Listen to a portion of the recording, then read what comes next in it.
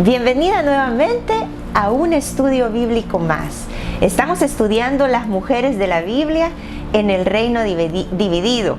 Esa etapa de la historia del pueblo de Israel en donde Dios no se olvidó de su pueblo, sino que siguió tratando con ellos. Así que bienvenida, prepara tu Biblia, prepara tu cuaderno, tu lápiz, si quieres apuntar, porque vamos a seguir caminando por las páginas de la Biblia, encontrando diferentes mujeres que Dios las dejó mencionadas. Algunas les dedicó más porciones que otras en la Biblia, pero queremos estudiarlas, queremos encontrarlas como un tesoro ahí en medio, pero más que encontrar a diferentes mujeres para podernos identificar con ellas, queremos encontrar al Dios de la Biblia, al Dios de la salvación, al Dios que te ama a ti y me ama a mí. Así que vamos a hacer un pequeño recordatorio del programa anterior. Estuvimos viendo a la reina Jezabel, una mujer que la Biblia la describe como una mujer mala, una mujer poderosa, pero que usó todo su poder, toda su influencia y todos sus recursos para hacer daño al pueblo de Dios, a los profetas de Dios. Pero Dios tomó control de ella, porque Dios es el que tiene el control de todo. Y entonces vamos a continuar vamos a retomar esa etapa de la historia. Si tú te recuerdas los programas que estuvimos viendo anteriormente, el profeta Elías era el que Dios estaba usando con estas últimas mujeres que estuvimos estudiando en el reino dividido, y lo vemos en el reino del norte. ¿Te acuerdas que también estuvimos mencionando en los programas anteriores cómo el pueblo de Dios se dividió? Ya no fue un solo reino, sino que se dividió.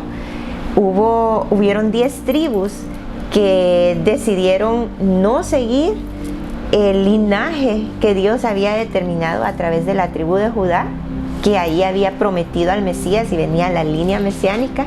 10 tribus se fueron hacia el norte y ellos pusieron a través de Jeroboam, ellos pusieron un culto que imitaba lo que Dios había instituido en el Antiguo Testamento, en la Torá. Entonces vemos como 2 tribus nada más se quedaron en el sur, el reino de Judá y el reino de Benjamín, y a través de ellos era por donde venía la línea mesiánica. Y en los 2 reinos vemos a profetas actuando, así que aquí vemos como de una forma cronológica cómo los reyes, o este tiempo de la historia, en la historia de Israel, como Dios usó profetas en medio de que levantaba a los reyes, tanto en el norte como en el sur. Y comenzamos a ver al profeta Elías, que fue en el reino del norte, pero ahora vamos a continuar en la historia, vamos a continuar viajando, como te estaba mencionando hace un momento. Y el tiempo de Eliseo pasa y vamos a ubicarnos en este programa en Segunda de Reyes, capítulo 4. Pero para llegar al capítulo 4 de Segunda de Reyes han pasado algunas cosas en el pueblo de Israel. Una de las cosas que han pasado es que Elías ya no está. ¿Y tú te recuerdas quién fue el sucesor de Elías? Sus nombres se parecen un poco.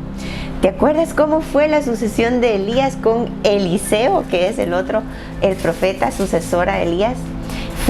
Eso lo encontramos en Segunda de Reyes, capítulo 2, y es un pasaje muy conocido. Es un pasaje en donde Dios toma a Elías en un carro de fuego.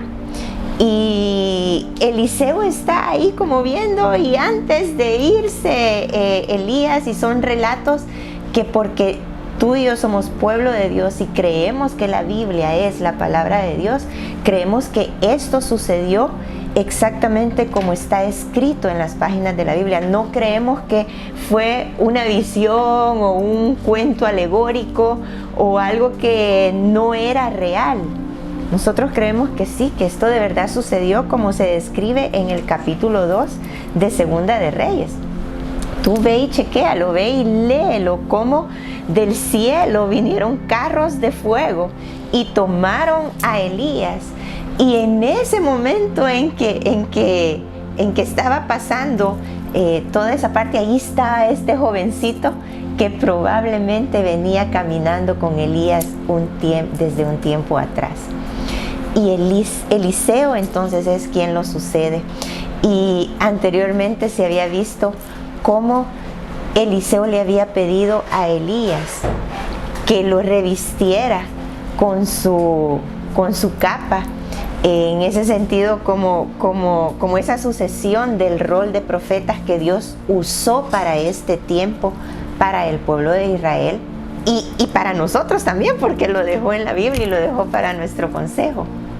Y cómo Eliseo le pide a Elías una doble porción de lo que Elías tenía, de la presencia de Dios, del poder de Dios, de todo lo que se estaba manifestando en esos días en Israel. Y a través de las escrituras podemos ver que Dios así lo hizo. Dios le concedió a Eliseo una doble porción como él lo había pedido. Y lo podemos ver en un par de ejemplos. Por ejemplo, Eliseo hizo el doble de milagros que hizo Elías. Y lo vemos en una línea del tiempo también. Vemos cómo Eliseo estuvo por más tiempo sirviendo a Dios. Su rol de profeta duró casi el doble de lo que duró Elías. En este cuadro que vas a ver a continuación, ahí puedes ver la cronología de los reyes del norte. Están también los reyes del sur, pero ahorita como Elías y Eliseo son profetas hacia el reino del norte, estás viendo aquí los profetas del norte y el tiempo aproximado en esta línea del tiempo, el tiempo en el que vivió Elías o sirvió Elías y el tiempo en el que sirvió Eliseo. Eliseo estuvo aproximadamente sirviendo unos 50 años, terminando en los 800 antes de Cristo. ¿Y por qué estamos mencionando todo eso? Bueno, porque nosotras queremos ser mujeres de la palabra, ¿no es cierto? Queremos ser estudiosas de este libro, no para saber más, no para creernos más espirituales, no para creernos más que los demás, sino que queremos ser estudiosas de la Biblia, queremos ser mujeres de la palabra, porque queremos conocer cada vez más a Dios, al Dios que viene revelado en las páginas de la Biblia. Y entonces, una de las cosas que podemos entender en este tiempo y por qué estamos estudiando y vemos ponemos todo este contexto histórico, es porque, ¿cómo podemos ver a Dios aquí? Bueno, este tiempo del reino dividido y específicamente el reino del norte, que es donde nos estamos centrando con estos profetas, vemos que era un tiempo en donde religiosamente había falsedad, mucha falsedad. Lo que Dios había instituido no estaba en el reino del norte, estaba en el sur, estaba allá donde está el templo que Salomón había edificado, que Dios había prometido a David que Salomón iba a edificar templo. Allá en el sur es donde estaban los levitas, en el sur es donde se estaban llevando los sacrificios que anunciaban al Mesías, que anunciaban alrededor al Cordero de Dios. ¿Qué estaba pasando en el norte? En el norte, recuérdate que venimos de una reina mala, de una reina con profetas y con un culto a Baal y a Aserá. Y lo que supuestamente, aparte de toda esa idolatría, lo que supuestamente se creía que era de Dios, era falso. Habían, cuando Jeroboam años anteriores llamó o atrajo a todos los israelitas, fue porque él puso sacerdotes y puso sacrificios que se parecieran a lo que estaba en el reino del sur, en la tribu de Judá. Entonces vemos todo un ambiente falso. Venimos de como la herencia o el legado que dejó esta reina Jezabel. Y a pesar que Dios se mostró como Dios, había maldad, había corrupción, había falsedad religiosa. Y una de las cosas que en lo personal creo que este tiempo era lo que Dios estaba como tratando a través de los profetas y a través de todo lo que Dios permitía en su obrar, era que la gente reconociera quién era el verdadero Dios. ¿Te acuerdas cuando estudiamos a la viuda de Sarepta? ¿Cómo terminamos? Ella termina diciendo: reconozco que Dios es Dios. Y eso es una de las cosas, o uno de los énfasis que podemos ver a lo largo de este tiempo histórico del reino dividido. Y no solo en este tiempo histórico, sino a través de toda la historia, que la humanidad pueda reconocer que Dios es el verdadero Dios y que su palabra es la verdad. Y eso lo vemos hasta el final, porque si tú vas a Apocalipsis, encuentras ahí, como en los primeros capítulos, quien escribió el Apocalipsis fue Juan, y entonces él empieza a describir el contexto del cielo, y pone a Dios en el trono, y pone a ángeles, y pone a los ancianos, y pone todo, comienza a poner en los primeros capítulos el escenario del cielo.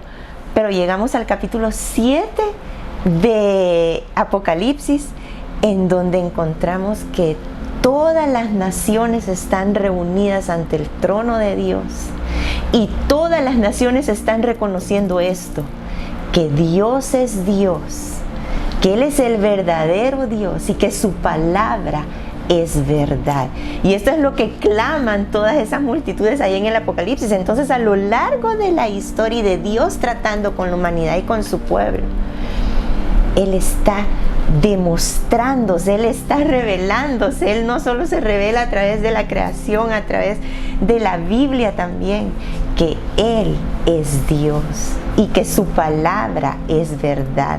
Entonces, a lo largo de este momento histórico, en que hay mucha confusión, hay mucha corrupción, se persigue al pueblo de Dios, y hay cosas malas, rodean cosas malas, hay circunstancias malas, pero Dios siempre se guarda un remanente, siempre está señalando el pecado, y Él siempre está diciendo: yo soy Dios, yo soy el verdadero Dios. Y ahí es donde vemos el rol de los profetas actuando. Y entonces vemos cómo el propósito de Dios allá en Apocalipsis está cumplido ya, pero lo vemos nosotros, que estamos así como que vemos el Antiguo Testamento como algo que pasó, y vemos el Apocalipsis como algo que va a pasar. Pero y tú y yo estamos aquí como en medio, ¿verdad?, de lo que estamos estudiando y de lo que dice Apocalipsis. Pero tú y yo estamos reconociendo que Dios es Dios y que su palabra es verdad. Estamos en medio de un tiempo difícil, estamos en medio de confusión religiosa, estamos en medio de corrupción, pero Dios se sigue guardando un remanente, Dios sigue señalando el pecado, Dios sigue diciendo: yo soy Dios. Y su mensaje de redención es el que podemos ver. Entonces, dentro de todo ese escenario que hemos armado hasta este momento, acompáñame al capítulo 4 del libro de Segunda de Reyes. Y ahí vamos a encontrar a la siguiente mujer que vamos a estudiar en esta ocasión. Aquí solo dice Eliseo y la viuda. Hemos estudiado mujeres que Dios solamente las menciona como mujeres. Hay algunas que Dios les da su característica, como la viuda. Ya estuvimos viendo la viuda de Sarepta años anteriores, pero ahora encontramos otra viuda, pero con el profeta Eliseo en el capítulo 4. Acompáñame a leer. Dice: una mujer de las mujeres de los hijos de los profetas clamó a Eliseo diciendo: su siervo mi marido ha muerto, y usted sabe que su siervo temía al Señor, y ha venido el acreedor a tomar a mis 2 hijos para esclavos suyos. Yo estoy leyendo la versión de la Biblia de las Américas. puede ser que tengas otra versión, Reina Valera o Nueva Versión Internacional, pero el sentido de todo el pasaje es prácticamente el mismo, porque todos son traducciones de la misma fuente. Entonces vemos que aquí está una mujer que su contexto era entre los profetas, era hija de profetas y su esposo había sido un siervo de Dios también, según como mencionaba el primer versículo. Pero su esposo había muerto y ella estaba endeudada, ella estaba en problemas económicos. La vemos como una viuda y una viuda pobre, y tenía hijos y con lo que le iban a cobrar su deuda era tomando a sus hijos. Qué tremendo es que en aquellos tiempos se pagaba con los hijos. Yo no puedo imaginarme eso. Qué duro dar a tus hijos por una deuda tuya. Pero eso es lo que pasaba en estos tiempos. Y entonces ella le dice en el versículo 2 que ella se acerca en el versículo 1 a Eliseo y le dice: yo tengo este problema. Y Eliseo le dice en el versículo 2: ¿qué puedo hacer por ti? Y le dice unas palabras que a mí me impresionan. Le dice: ¿qué tienes en tu casa? Como quien dice: tú tienes recursos, a tu mano hay recursos. ¿Qué tienes en tu casa? Y entonces ella responde en el versículo 2: su sierva no tiene en casa nada más que una vasija de aceite. Y aquí la vemos a ella pobre. ¿Qué tenía en su casa? Ella no le dice: tengo muebles, tengo cosas, tengo cuadros, tengo una cama, sino que ella le dice: tengo una vasija de aceite.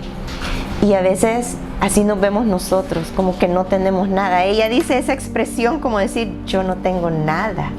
Se quieren llevar a mis hijos, estoy endeudada y no tengo nada.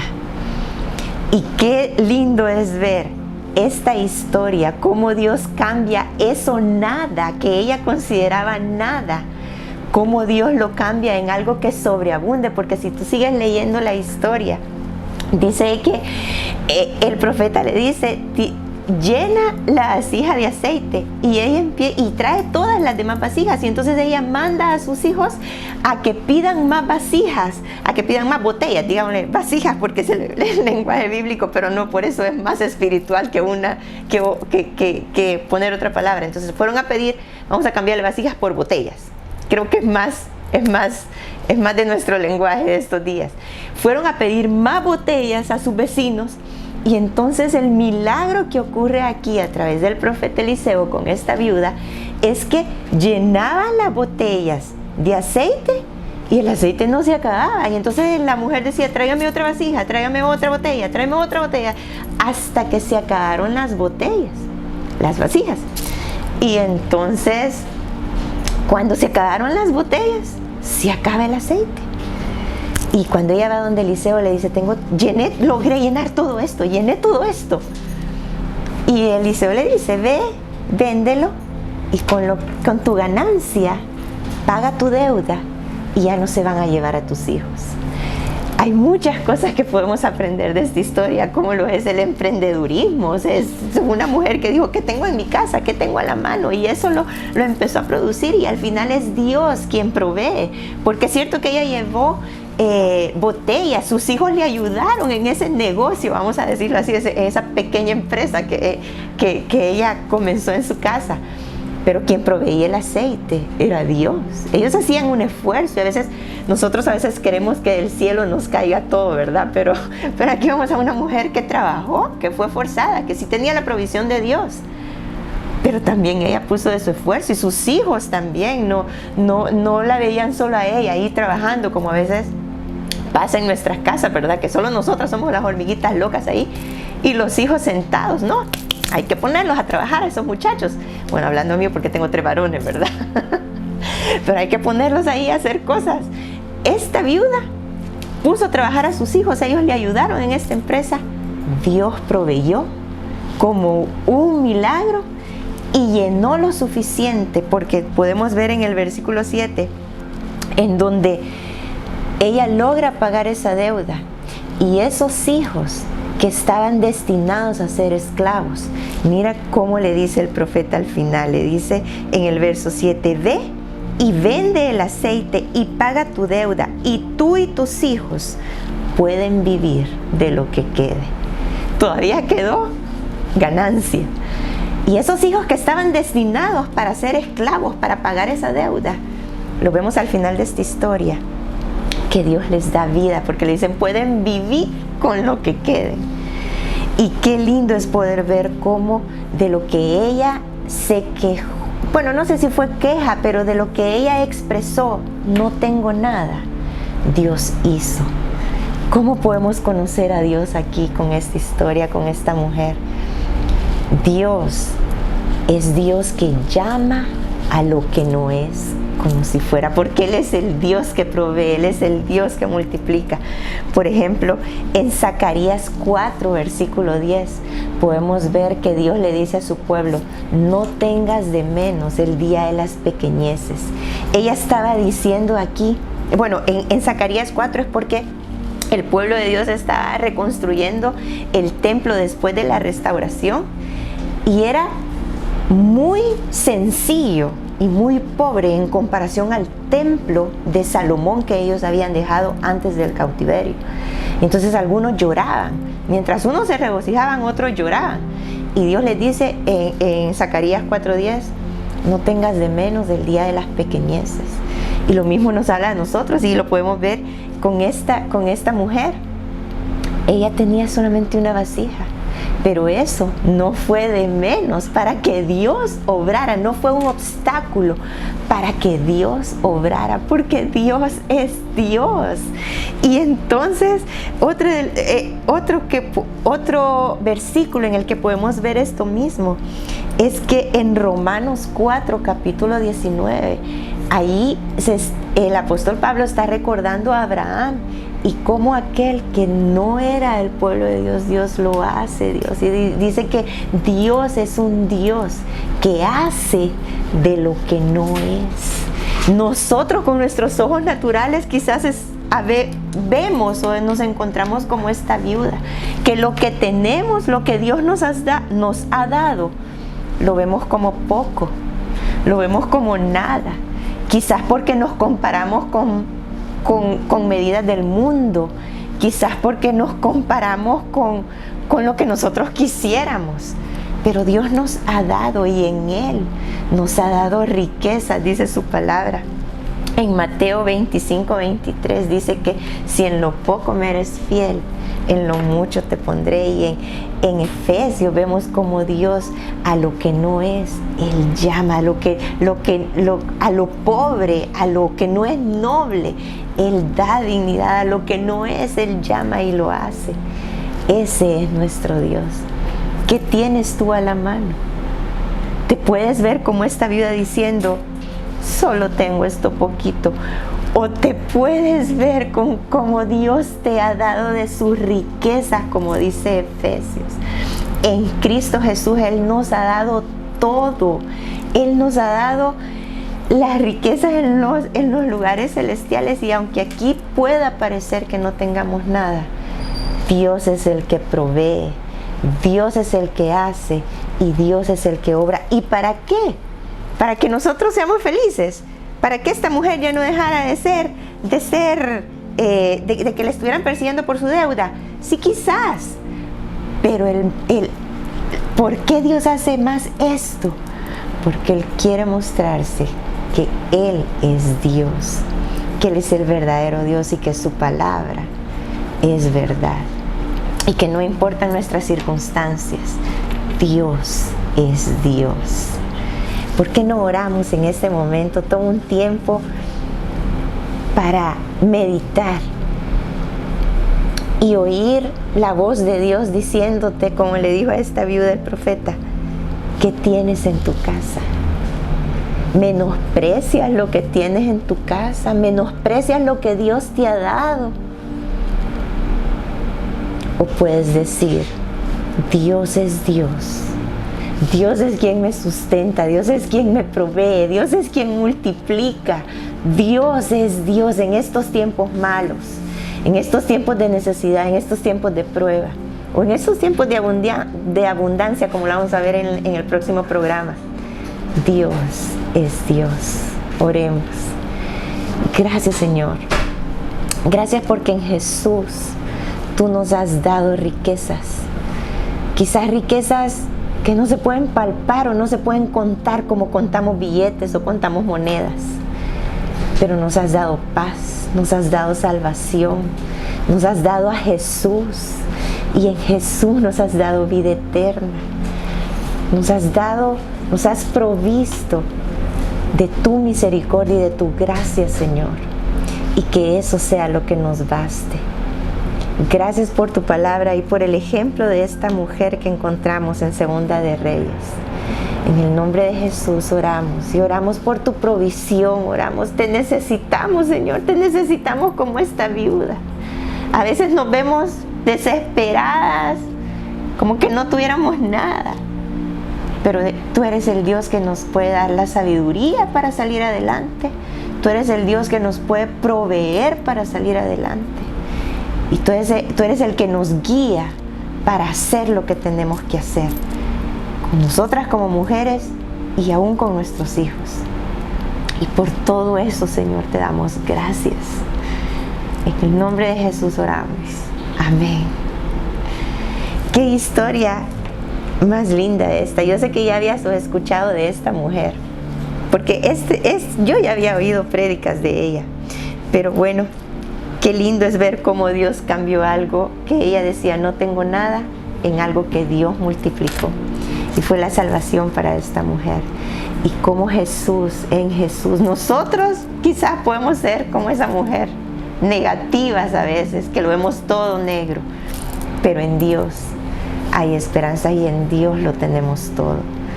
Te espero el siguiente programa en donde vamos a ver un contraste a esta mujer que era viuda. Vamos a ver a otra mujer que la vamos a encontrar en contraste con esta mujer en necesidad. Que Dios te bendiga